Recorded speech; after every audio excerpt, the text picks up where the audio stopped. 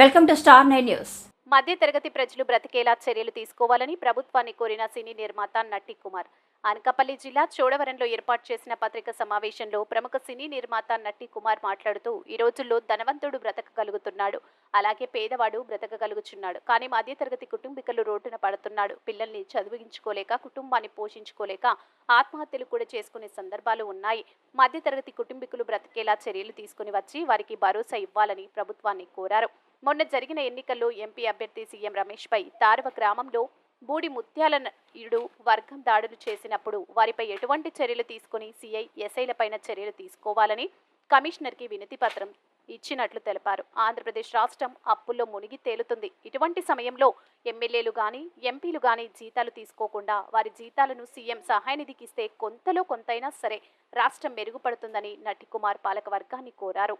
First చెప్పాం, మళ్ళీ ఇప్పుడు కూడా చెప్తాం. మిడిల్ క్లాస్ ఫ్యామిలీస్ కి మనం ఏం వర్తిస్తే అందరికీ తెల్ల రేషన్ కార్డు రాదు. పేదవాడు అనేవాడికి ప్రీ రియంబర్స్మెంట్ కంపల్సరీ చేయాలి. ఇలాంటి ఆ మిడిల్ క్లాస్ ఫ్యామిలీని మనం వదిలేయడం అనేది కరెక్ట్ కాదు. ఇది చంద్రబాబు నాయుడు గారి దృష్టికి మనం తీసుకెళ్ళాం. మళ్ళీ మీ అందరి దృష్టికి తీసుకెళ్తున్నాం. Is a powerful. మనం ఈ రోజు కష్టాలు పడుతుంది మిడిల్ క్లాస్ ఫ్యామిలీ. కింద తరగతి వాళ్ళకి ఏదో రూపంలో డబ్బులు వస్తున్నాయి. హై క్లాస్ ఫ్యామిలీకి వచ్చి ఏదో రూపంలో, వ్యాపార రూపంలో, ఏదో రూపంలో డబ్బులు వస్తున్నాయి. Is a middle class families అనేది మాకు చాలా కష్టపడతాయి. 3,43,00,000 1,33,00,000 పోతే 2,10,00,000 మందిలో 30 లక్షల మంది హై క్లాస్ ఫ్యామిలీస్ ఉంటే 1,80,00,000 మంది మిడిల్ క్లాస్ ఫ్యామిలీస్ ఉన్నారు. వాళ్ళ ఓట్లు మనకి వేస్తున్నప్పుడు, వాళ్ళ ఓట్లు మనకు వచ్చి వేసినప్పుడు వాళ్ళ ఫ్యామిలీని, వాళ్ళ పిల్లల్ని మనం చూసుకోవాల్సిన బాధ్యత మన గవర్నమెంట్ మీద ఉందా లేదా? ఇది కూడా మనం జాగ్రత్తగా చూసుకోగలగాలి.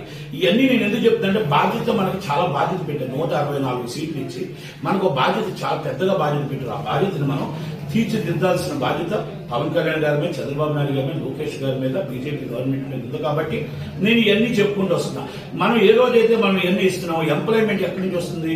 మనం ఆల్రెడీ పరిశ్రమలు వస్తే ఆ పరిశ్రమలో మన పిల్లలు ఇక్కడ ఆంధ్రప్రదేశ్ లో బతకాలి తప్ప మన పిల్లలు ఏ